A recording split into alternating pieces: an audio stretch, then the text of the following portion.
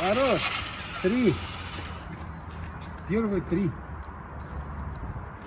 Зачем им это надо? Все равно разбираем. Да, запиши 3. Первые 3. Тут есть.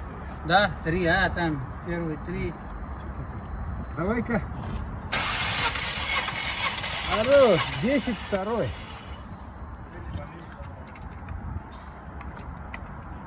10.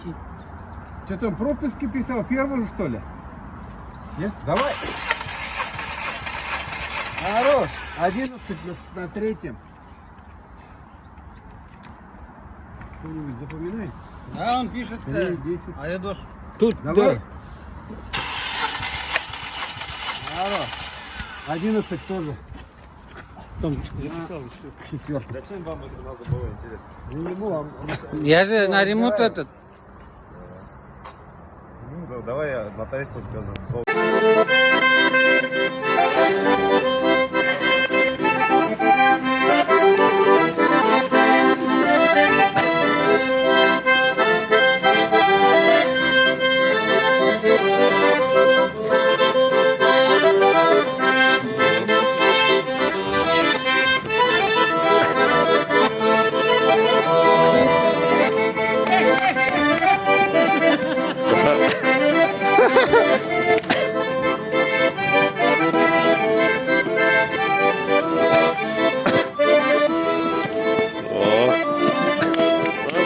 А в Востоке вот так работает.